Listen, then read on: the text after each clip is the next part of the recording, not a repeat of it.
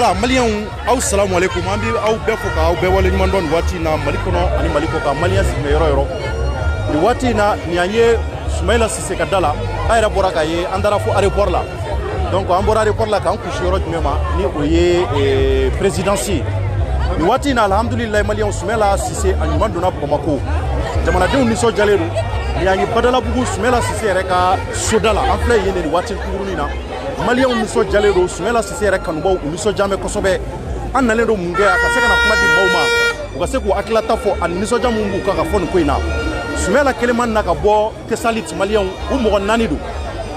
u mo nani u de bora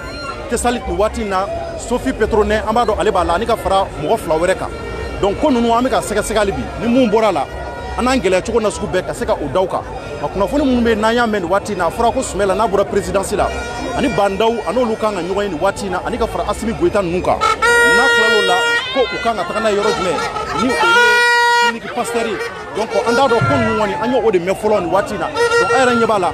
jama keme ka damine ben ni sojale do ni wati na donc amina laje ni ka seka kuma di mauma ka seka fembo ni sojamu na bukani ko ina bidina donc ami gere ko ça va samo be sojaj memela ni ka ni sonja seka nyefo kaba ka sababu ke depuis domo la Soumaïla mena aye de go sara ne atlane no hoche sunne ma la fiat na ma la fiat ala je dongo do da ne bla turu chani daina ka la nana na ubi amana donc sura ne kan sonja ne te de Malien dembe ni sonja lendo Malien ma de je oro be kan ni sonja do donc amba ala de fo ka ala wala ni mando ala mu ye domba irana yara biama ala kan ni sonja ko te na ka fo kata fo kuruba amba ala de odla akana dani made ambe Soumaïla ko fo saya hakilla membe Soumaïla Cissé ni Malien do nya don ni Malien do nya don sini Malien do bi kele ke Soumaïla kayla kuluba wallahi ala hakilla membe Soumaïla nete Soumaïla ko war ko kama neta ko président sega fanya mo sa mais président ni na fantaw na ka fantaw ka hamin noya o de président ni mai sira président manini ko Soumaïla ka warda made ama fa ka sanda made mais de gumbe fantaw ka ambe Soumaïla ko re kama parce que ne ba ka kinna do nete girde war kuma wede ni ko Soumaïla sonye anye sira dima ika sege ka bo shwe ka anye fanyela ni ko Soumaïla ma amai kumure ko nye fanyela ambe Soumaïla ko da anye Soumaïla ni ka donde ante tugu mo kote merci beaucoup donc andi fo ntoka Abdoulaye Tangara je fa sera musoro ka fara baba ko ministre vraiment ne konta joie vraiment ala ka ko ka here Soumaïla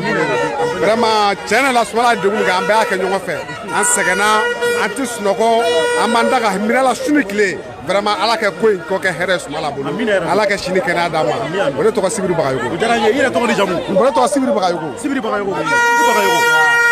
donc amitala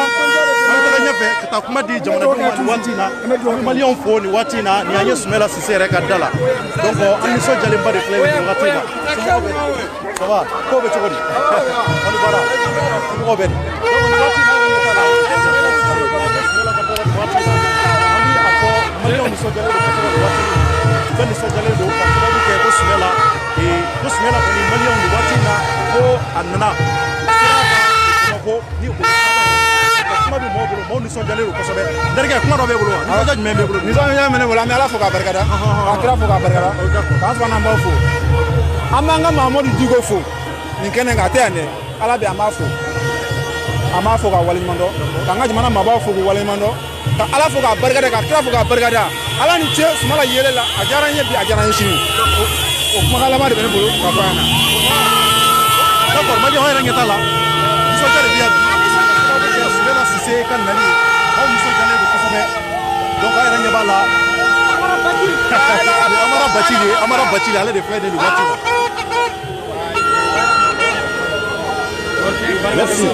merci d'accord donc amita nyefe ne fay sima krapa kele damaro faraga kuma la be faranga no foi tan content ndurenda la so jago d'accord nyina ambe du kele ani Soumaïla fe merci donc Maliens am yaw fo ali ay ranya bala ci ko muna jamana dem ben so jale do wati ni na sababu ke Soumaïla kan nali donc ambi aw be fo awole ni mando wati na kaira ka fo ko mako ko ni nyanyi padala bu Soumaïla Cissé d'accord ko do fara ka rapidement ko do fara Sera la an beni so jarabi amala fo ka bargada sabula Soumaïla nyana fi amine b'a fɔ moi donc maliyɛnw bɛɛ bɛ an bɛɛ kɔntannen don vraiment ne kɔni bolo sisan maliyɛnw an bɛɛ ka kɛ kelen an ka don da kelen fɛ an ka bɔ da kelen fɛ mali ka taa ɲɛ a ka d'an bɛɛ de ni mali tora kɔ an bɛɛ bɛ to kɔ ni maliyɛnw kɛra kelen mali bɛ avancer ni ala sɔnna a ma an ka dugawu kɛ élection bɛ nalen an ka hɛrɛ bɛ maa min na ala k'o sigi an kunna tiɲɛ yɛrɛ la an ka hɛrɛ bɛ mɔgɔ kan ala k'o sigi an kunna an kɔni halisa ala ka barika don Soumaïla la ala ka fanga don a la ala ka ouverture média mɛn u ka baara la merci ne fa kɔrɔfɔ e tɔgɔ ni jamu Oli Mahmoud, salam alaikum d'abord. Bonsoir à tous. D'accord, vous avez quelques mots à... Bon, j'ai vraiment quelque chose à dire parce qu'aujourd'hui, on n'a pas besoin de dire quoi que ce soit. Il suffit simplement de regarder et nous allons tous constater comment les gens sont errés. Nous sommes tous venus pour accueillir Soumaïla Cissé parce qu'on est très content de son arrivée et il nous a manqué, il nous a vraiment beaucoup manqué et nous espérons également préparer les élections et on est sûr qu'il va l'emporter parce qu'on est avec lui, Inch'Allah. Merci. Samaba. Ouais. Vraiment, vraiment, Soumaïla yeli a jaranya kosɛbɛ. An kontaan an yɛrɛ kun bɛ sɔrɔ an y'a mɛn ko Soumaïla yira an bɛɛ bolila ka bɔ an ka denbaya la ka na an balimakɛ a yira an se ka nin sababu se ka ca dan na quoi hali bi an b'a ɲini ala fɛ ala ka jamana ala k'a basigi ala k'an kan bɛn ala k'an bɛn kelen ma ala k'a kan ka président ala k'o k'ala kira kanu kosɔn sallallahu alayhi wa sallam. Maliyɛnw an bɛna kuma di hali bi jamanadenw ma an nakun don voilà merci i b'a la ka bureau de ta merci d'accord donc maliyɛnw yɛrɛ fɔra k'a ye donc an bɛ kuma di hali bi jamanadenw ma k'a yira k'a fɔ an bɛ maliyɛnw bɛɛ fo donc an bɛ taga c'est bon an ye commune den mɔgɔw jeunesse yɛrɛ de tɔgɔ ni jamu Mamoudou Ndiaye kɔrɔfɔ jumɛn b'e bolo ka fara nin kan la maaw nisɔndiyalen don bi Soumaïla ka da la ne ye commune jeunesse secrétaire général yɛrɛ de la vraiment yanni n ka kuma daminɛ n b'a ɲini maliyɛn bɛɛ fɛ bɛɛ ka ala fo anw ye Soumaïla ko la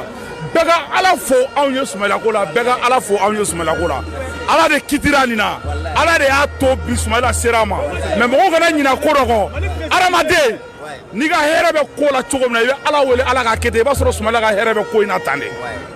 maliyɛnw an kana segin an kana ɲinɛ ko ɲagamɛ binna kɔlɔn kɔnɔ a kunkolo bɔra nka fan tɔ bɛ yen dɛ an ye Soumaïla kunbɛn bi ni kunbɛn cogo la an ka fara ɲɔgɔn kan n'ala ye transition ɲuman ban an ka Soumaïla lase Kuruba ni ala sɔnna a ma jamana in bɛ ja ala k'o jira an kɛnɛma na ala k'a jira an sima na ala ka jamana in ja. ok ne fa e tɔgɔ ni jamu ne tɔgɔ Ibrahim Bagayogo awɔ e fana nisɔndiya mɛn bi ne kɔntana bi ko ni ko nisɔndiyabatɔ ma k'a kɛ tasuma fiyɛ n'a nunji b'a faga daji b'a faga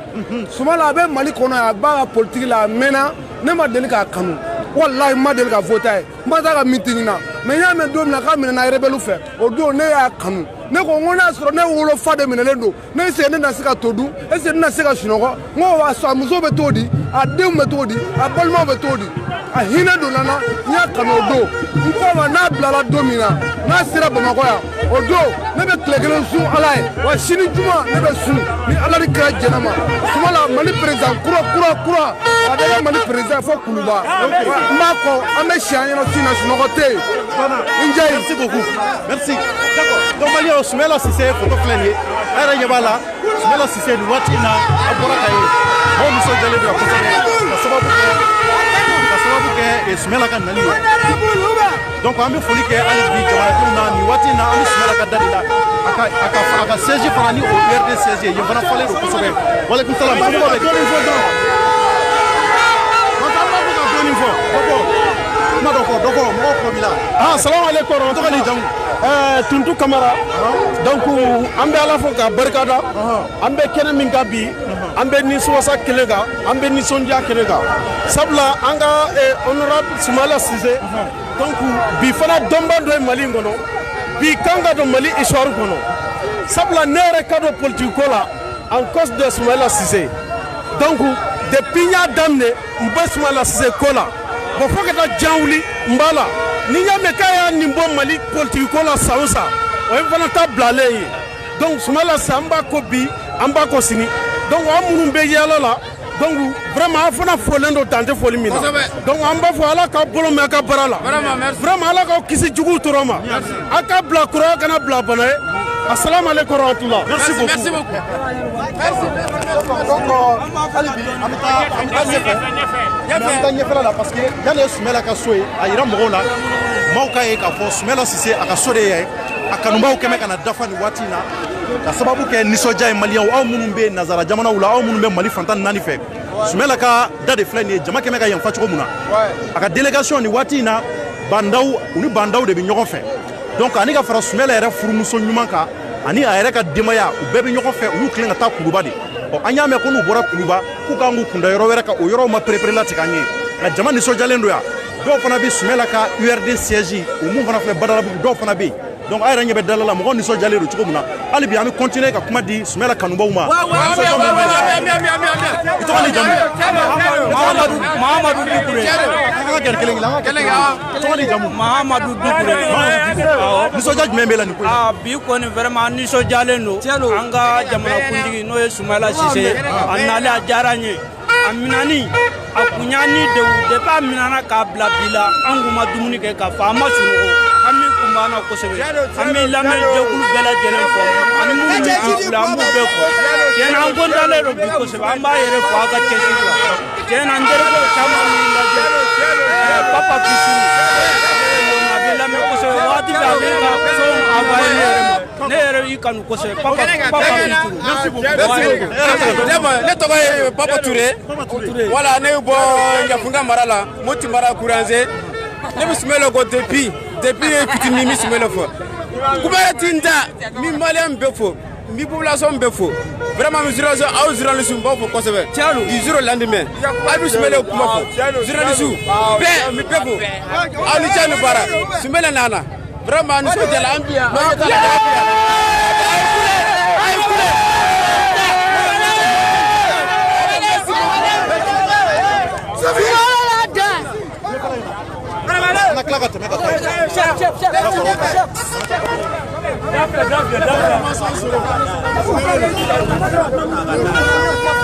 Ok, d'accord.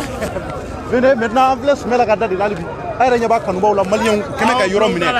nisɔndiya o de kɛmɛ ka yɔrɔ bɛɛ minɛ Soumaïla yɛrɛ maliyɛnw a bɔra ka ye donc kɔrɔfɔw caman cayara nin waati in na présidence olu de y'a bila u ka page officielle kan k'a fɔ ko Soumaïla ani ka fara otage fɛn fɛn bɛ k'u bɛɛ minɛlen don donc k'u bɛɛ bɛ pankuru kɔnɔ ka se k'u kusi Bamako ma donc a yɛrɛ ɲɛ b'a la cogo min na maaw nisɔndiyalen don nin waati in na Soumaïla ka da la bɛɛ bɛ kuma la bɛɛ nisɔndiya mɛ mɔgɔw bɛ tɛgɛrɛ fɔ la donc hali bi an b'a lajɛ ka taga ɲɛfɛla la ka se ka taa lajɛ n'an sera ka mɔgɔ wɛrɛw sɔrɔ pour ka se ka fɔlɔ s'an ma donc an ɲɛ b'a la Soumaïla kanuba dɔ bɛ yan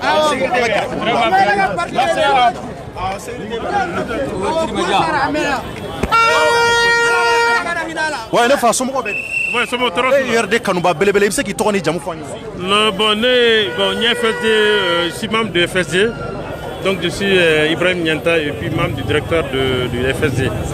voilà donc nisɔndiya jumɛn bɛ aw la bi ka ɲɛsin jamanadenw ma minnu ma se ka yan sɔrɔ nisɔndiya min b'an na aw yɛrɛ ɲɛ b'a la a bɛ kalo 6 bɔ bon n'a tun fɔra n ye ko bon ko bi Soumaïla tun bɛ na ka segin an ma bon vraiment an tun tɛ d'a la bon ala y'a ka baara kɛ bon aw yɛrɛ ɲɛ b'a la jama min bɛ yan nɔ bi vraiment nisɔndiya ko dan don kuma t'anw da la bi an bɛ ala barika da an bɛ maliden bɛɛ fo mɔgɔ o mɔgɔ de ye wulila k'i jɔ Soumaïla ko la vraiment an bɛ bɛɛ fo aw journalistes yɛrɛ pendant les 6 mois vraiment a y'aw seko kɛ donc vraiment nous rendons grâce à Dieu an b'aw bɛɛ fo vraiment aw bɛɛ y'aw seko kɛ donc ala k'an to ɲɛ ye merci beaucoup. i tɔgɔ ni jamu. Ibrahim Nianta donc Ibrahim Nianta membre du FSD. non membre du FSD oui. Nianta merci. D'accord, an ka kuma di ne tɔgɔ ye Ama Bari. Bari i bɛ se ka mun sɔrɔ ka fara nin kan. bon ne bɛ se ka mun fara ka sa nisɔndiya ko don an nisɔndiyalen don kalo 6 an ka président minɛnen don an dabali bannen don an kamana gannen don mais bi alhamdulilayi rabbil alamina an y'a ye c'est à dire a dira an ma an bɛ journalistes bɛɛ fɔ surtout Thierno ouverture média ne bɛ ka émission lamɛn don o don an b'aw bɛɛ lajɛlen fɔ page o page bien sur Facebook an b'aw bɛɛ lamɛn aw bɛɛ y'aw seko kɛ aw bɛɛ aw ni cɛ aw ni baraji Soumaïla tɛ IRD dɔrɔn ta ye Soumaïla tɛ famille dɔrɔn ta ye Soumaïla ye Mali bɛɛ de ta ye bon donc n'a nana an kɔni an b'a bisikiya maliyɛnw bɛɛ nisɔndiyalen don bɛɛ nisɔndiyalen don a ka denbaya fo bɛɛ lajɛlen an bɛ bɛɛ fo bɛɛ lajɛlen fɔlen don.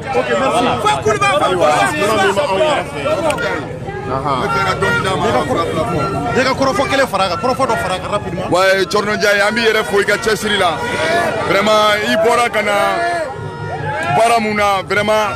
on est fiers de ça en content na kojugu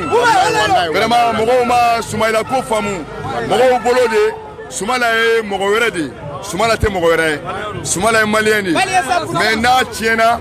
bɛɛ bɛ boli k'i ɲɛsin yɔrɔ dɔ la Soumaïla ma boli ka mɔgɔ to Soumaïla ma boli ka malien to kuma sugu bɛ fɔra Soumaïla ma nkalon fɔra a ma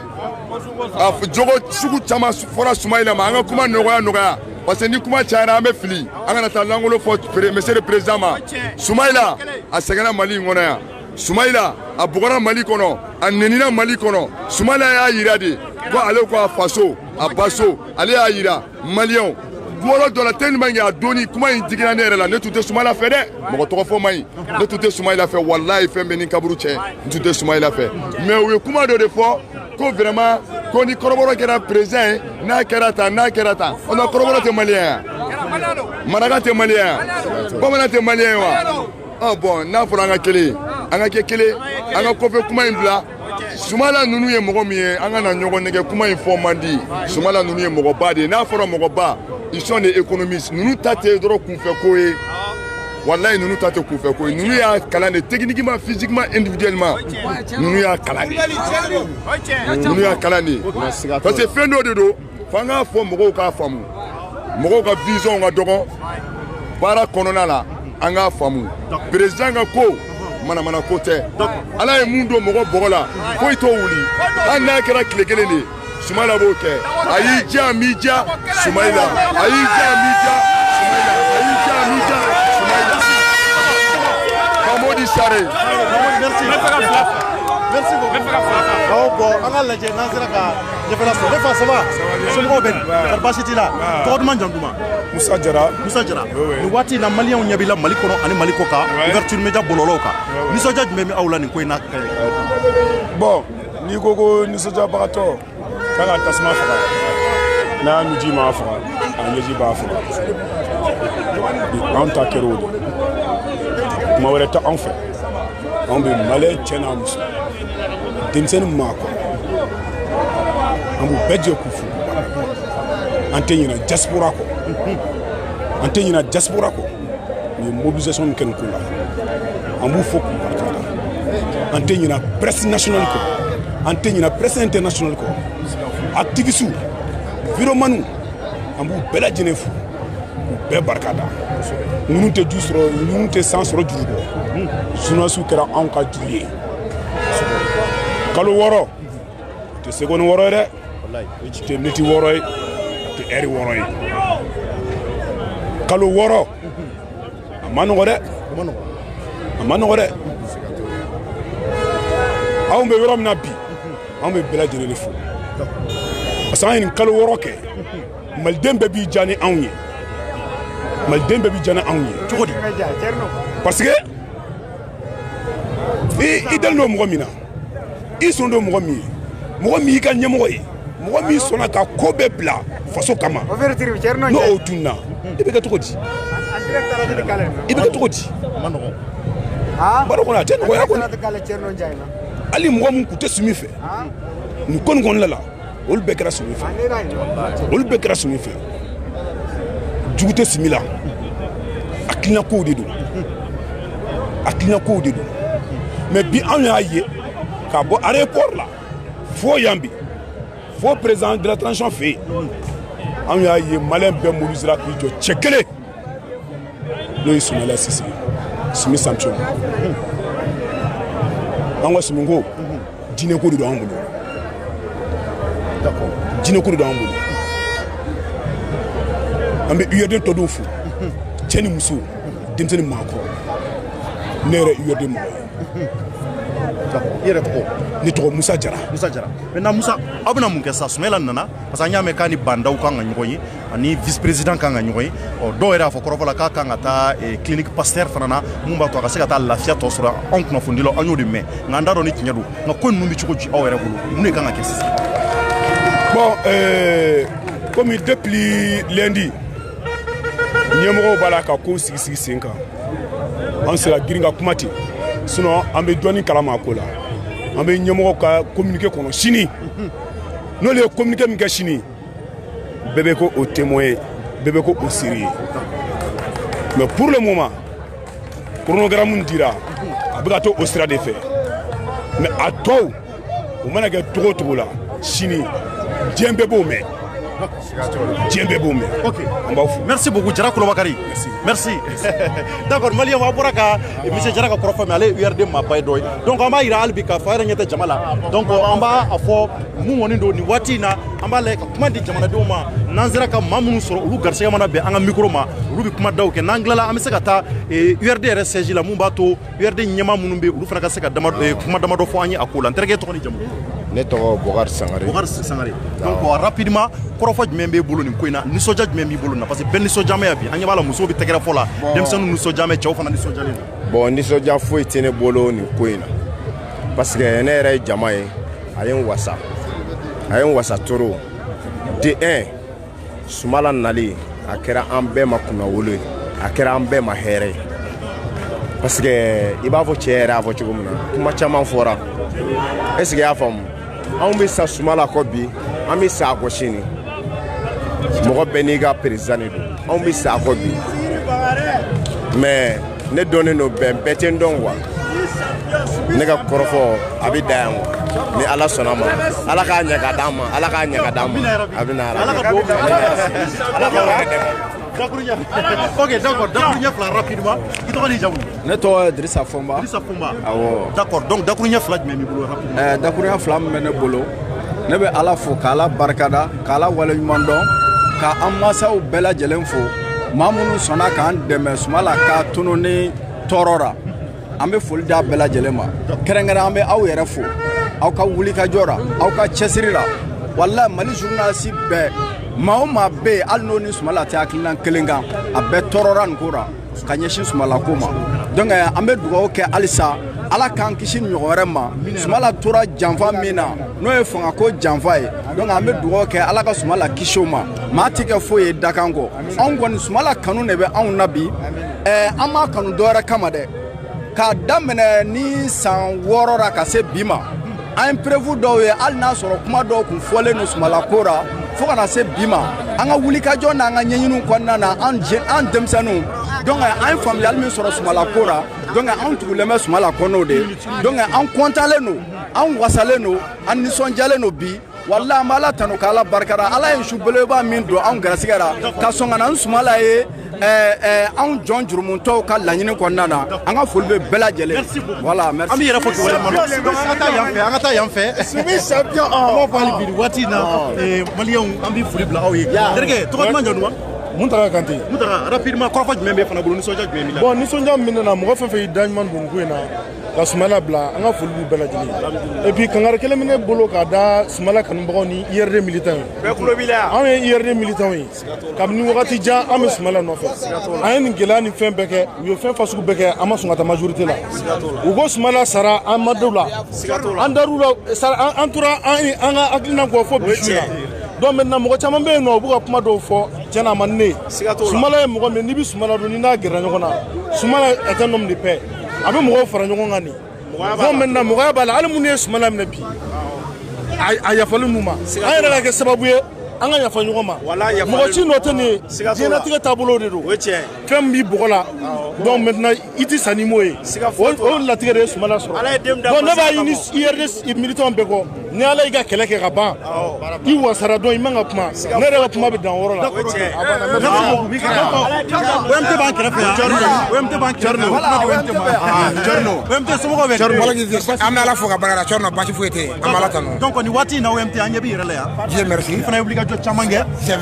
an ka jɔ walasa lumière ka sigi an kan ka ɲɛ voilà parce que i fana ye wulikajɔ caman kɛ i bɛ M5 kɔnɔ M5 jeunesse i ye o ɲɛmaa dɔ ye donc bi an ɲɛ b'i la i bɛ Sumala fana ka da la bi nisɔndiya jumɛn bɛ e fana na bi ka ɲɛsin nin ko in an bɛ Ala fo ka barikada ka sela an kiraba in kan an kuntigi Muhamadu kira sallallahu alaihi wasallam an ka cɛkɔrɔba fila in n tɛ sɛgɛn olu foli la n'o ye Asurafu Sarafa ye ani Imam Dugo le éclairé bi an bɛ yan parce que anw yɛrɛ ne yɛrɛ OMT donna ni Sumala sababu ye an donna ni Sumala de an ye kɛlɛ kɛ Sumala de an b'ale ka bonya ka karama kɔnɔ ale de y'an formé fo ka se bi ma n'ale kun minɛna Maliko la faso kanu na faso kun y'a bila baara la n'o ye kalafili a ka taa ka segin ni Wokura o sira de sen fɛ Ala y'a tunu a tununa anw y'a kɛ janfa ye mais Ala de b'a tiɲɛ n'a yɛrɛ nana tiɲɛ na bɔ a kalama mais bi n'a fɔ o bɛ na nisɔndiya fila bɛ ne la fɔlɔ fɔlɔ bɛnna ne yɛrɛ ka anniversaire ma ne ka bɛɛ wele an kana anniversaire kɛ Sumala fɛ yan o temps kɔnɔ Sumala muso n'a denw ka wele an ka taa aéroport la n'a yɛrɛ denw ka kuma n'a muso ka kuma an bɛ Ala de barikada wa basi t'a la an y'a y'an ɲɛ la il va très bien il sera mieux plus que jamais plus requinqué en forme en super forme on me ko segi Ala de ma mais k'a fɔ tiɲɛ min dɔn tiɲɛ min dɔn Mali tɛ jɔ erreur dɔw bɛ n'an m'a corriger ko tiɲɛ bi dɔn o ye tiɲɛ jumɛn o ye Sumala tunna ni occasion min ne bɛ caman kalan na mais a ma ɲi da mais n m'a fɔ janfa don janfa mun labɛnna fanga jugu fɛ n'a fanga bɔra an kunna n'a yɛrɛ nana a b'a réalité fɔ mɔgɔ bɛ bɔ a réalité kalama n'Ala ka jɛ komi a yɛrɛ bɛ Kuluba n ye tanti sɔrɔ o bɔra Kuluba ka ban ils sont en route pour venir ici a mɛnnen bɛ 10 minutes donc u bɛ ka na yan sisan sisan an kana taa sisan o bɛ se yan ils sont en route Maliens en même temps a bɔra ka kɔrɔfɔ mais OMT côté k'u bɛ sira la ka na donc ko Sumala bɛ sira la ka na OMT bɔra k'a fɔ donc an b'a fɔ ne yan ni mun bɔra la inshallah an n'a o da aw bɛɛ tulo kan Maliens an bɛ aw bɛɛ fo nin waati in na an ɲɛ b'a la an balakaw bɛ yan an bɛ kuma di an balakaw ma olu nafa ka bon kosɛbɛ ko ninnu na donc an balakaw somɔgɔw bɛ yen tɔgɔ duman jamu i tɔgɔ ni jamu Amina Bature aw fana na mɛn Sumala ko la d'accord voilà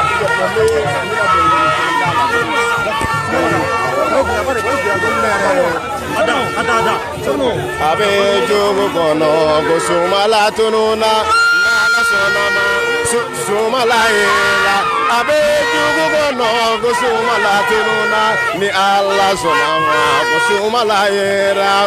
ndebolo bingosi la me jama ben wa jama bega tegere tumamena aye tegere bo Sumala sisede aye tegere bo sisela kaude Sumala sisebodo Sumala yo makare baro fela Sumala yo dana ya baro fela Sumala yo ya baro fela nekara mogo damele nundedo nekara mogo segunu nundedo aye folila se Sumala koninde mam aye folila se Sumala koninde mam wagare nana manyuma baro lawa wagare nana dana ya baro de la aga folila se camera manunde mam aga folila se musoba jama be mam aga folila se chekoroba obe mam aga folila se demise jama be mam aga folila se ganu ba bere be mam Sumala tuna Sumala merci bon c'est Sawo Youssouf à Bagarazi Bamako bon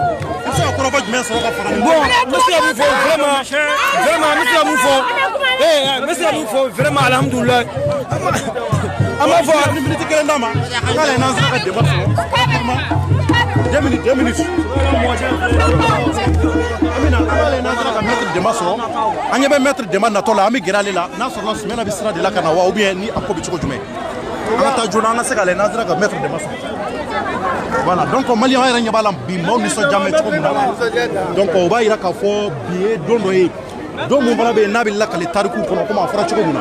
donc voilà chaque chose doni voilà ya ka tanga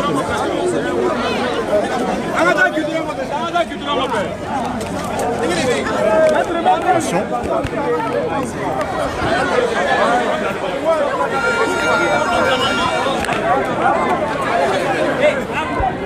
d'accord donc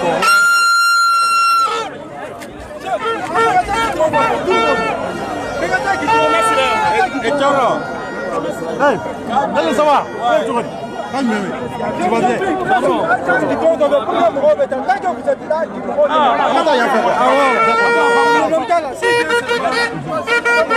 Ok, il n'y a pas de problème. D'accord, donc quand on